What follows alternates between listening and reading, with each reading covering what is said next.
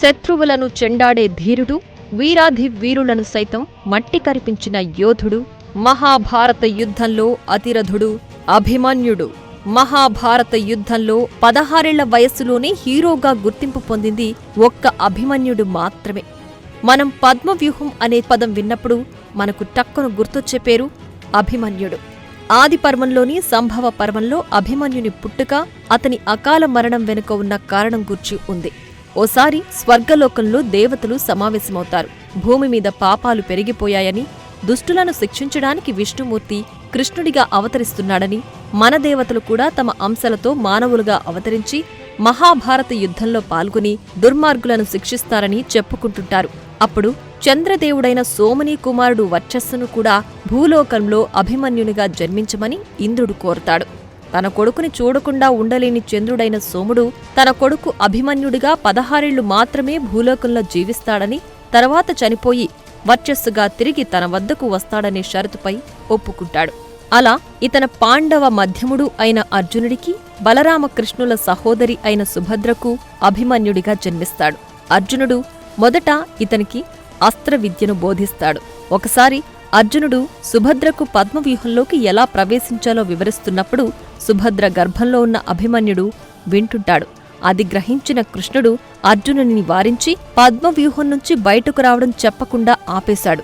ఆ కారణంగా పద్మవ్యూహంలోకి ప్రవేశించిన అభిమన్యుడు తిరిగి పద్మవ్యూహం నుంచి బయటకు రావడం ఎలాగో తెలుసుకోలేకపోయాడు. పాండవులు శకుని చేతిలో జూదంలో తమ రాజ్యాన్ని ఓడిపోయి దుర్యోధనుడి షరతు ప్రకారం 12 సంవత్సరాల వనవాసం, 1 సంవత్సరం అజ్ఞాతవాసం కొరకు అడవులకు వెళ్లిపోతారు. అప్పుడు సుభద్ర తన సోదరుల రాజ్యమైన ద్వారకాలో ఉండి అభిమన్యుడిని పెంచింది. అభిమన్యుడు తన మేనమామలు బలరాముడు, కృష్ణుడి నుంచి, అలాగే తన తల్లికి దగ్గర బంధువు అయిన ప్రద్యుమ్నుడి నుంచి యుద్ధ విద్యను నేర్చుకుంటాడు. అనేక అస్త్రశస్త్రాలను ప్రయోగించడం తెలుసుకుని గొప్ప యోధునిగా తయారవుతాడు. అజ్ఞాతవాసంలో ఉన్న తన తండ్రి అర్జునుణ్ణి చూడ్డానికి విరాట రాజ్యానికి అభిమన్యుడు వచ్చి విరాటరాజు కుమార్తె ఉత్తరను చూసి ఆమెను పెళ్లి చేసుకోవాలని ఆశపడతాడు. చివరకు పెద్దల సహకారంతో అభిమన్యుడు ఉత్తరల వివాహం జరుగుతుంది. వీరికి జన్మించిన వాడే పరీక్షిత్తు. మహాభారత యుద్ధం తర్వాత పాండవులకు మిగిలిన ఏకైక వారసుడు. అయితే మహాభారతం ఉత్తరును అభిమన్యుని ఏకైక భార్యగా పేర్కొనగా, తెలుగు జానపద సినిమా శశిరేఖ పరిణయం ప్రకారం అభిమన్యుడు ఉత్తరను వివాహం చేసుకునే ముందు తన మామ బలరాముడి కుమార్తె శశిరేఖను, ఈమెను వత్సల అని కూడా పిలుస్తారు, వివాహం చేసుకున్నాడు. ఈ కథ ప్రకారం అభిమన్యుడు ద్వారకలో ఉంటూ శశిరేఖతో ప్రేమలో పడ్డాడు. అయితే బలరాముడు దుర్యోధనుడి కుమారుడైన లక్ష్మణుడికి శశిరేఖను ఇచ్చి వివాహం చెయ్యాలనుకుంటాడు. శశిరేఖకు సాయం చెయ్యాలనుకున్న భీముడి కొడుకు ఘటోత్కచుడు శశిరేఖ వేషం వేసుకుని లక్ష్మణుడి చెయ్యి విరగ్గొడతాడు. కథలో అనేక మలుపుల తర్వాత కృష్ణుడి సహకారంతో అభిమన్యుడు శశిరేఖలు అడవిలో పెళ్లి చేసుకుంటారు. అయితే ఇది కేవలం సినిమా వాళ్ల కల్పిత కథ మాత్రమే. మహాభారతంలో ఇలాంటి కథ ఏమీ లేదు. పాండవులు అజ్ఞాతవాసం ముగించుకుని తిరిగి వచ్చాక దుర్యోధనుడు వారి రాజ్యాన్ని వారికి తిరిగివ్వడానికి నిరాకరిస్తాడు. చివరికి ఇది కురుక్షేత్ర యుద్ధానికి దారితీస్తుంది. మహాభారత యుద్ధంలో భీష్ముడు మొదట కౌరవ దళ సేనాధిపతిగా నియమించబడతాడు. 16 వయస్సులోనే అభిమన్యుడు కురుక్షేత్ర యుద్ధంలో పాల్గొంటాడు. మొదట కోసలరాజు బృహద్బలతో జరిగిన యుద్ధంలో అభిమన్యుడు అతనితో తలపడి ఓడిస్తాడు.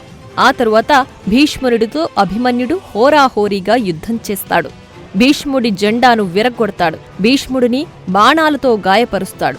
అభిమన్యుడి పరాక్రమాన్ని చూసిన భీష్ముడు నువ్వు యోధులకే యోధుడివని మెచ్చుకుంటాడు. ఆ తరువాత అభిమన్యుడు దుర్యోధనుడి కుమారుడైన లక్ష్మణుడితో యుద్ధం చేసి అతన్ని ఓడిస్తాడు. అలాగే మగధరాజు జయత్సేనుని ఏనుగుని చంపుతాడు. అర్జునుడు నిర్మించిన అర్ధచంద్ర వ్యూహం అని పిలువబడే అర్ధ వృత్తాకార ఫలకంలో ఒక స్థానాన నిలబడ్డ అభిమన్యుడు గాంధారులతో క్రూరంగా పోరాడుతాడు.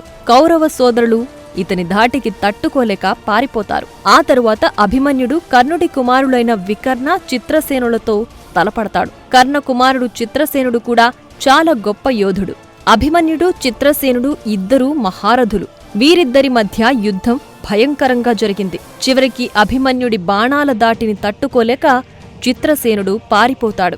ఆ తరువాత అభిమన్యుడు పాండవుల సేనాధిపతి అయిన దృష్టద్యుమ్నుడు నిర్మించిన శృంగాటక వ్యూహంలో ఒక స్థానాన్ని పొంది అంబష్ట అలంబుషలను కూడా ఓడించాడు. ఆ తరువాత సుధిష్ట, దుర్యోధన, బృహత్పలలతో యుద్ధం చేసి అందరినీ దారుణంగా గాయపరుస్తాడు. ఇతని అస్త్రశస్త్రాలకు తట్టుకోలేక కౌరవసేనలు హాహాకారాలు చేస్తూ కదనరంగంలో చాలా దారుణంగా చనిపోతారు. 11వ రోజున భీష్ముడు అర్జునుడి బాణాల దాటిని తట్టుకోలేక అంపశయ్యపై పడిపోతాడు. ఆ తరువాత గతంలో పాండవులకు కౌరవులకు గురువుగా ఉన్న ద్రోణాచార్యుడు కౌరవ పక్షానికి సేనాధిపతి అయ్యాడు.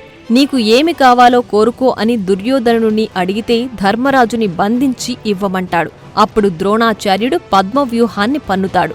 అర్జునుడు పద్మవ్యూహాన్ని ఛేదించగలడు కాబట్టి అర్జునుడి యుద్ధరంగం నుంచి వేరొక చోటికి మళ్లించమని దుర్యోధనుణ్ణి కోరుతాడు. 13వ రోజున అర్జునుడు సంసప్తకుల కోసం దక్షిణ దిక్కుగా వెళతాడు. అప్పుడు ద్రోణాచార్యుని నేతృత్వంలో కౌరవుల సైన్యం పద్మవ్యూహ శ్రేణిని ఏర్పాటు చేసుకుంది.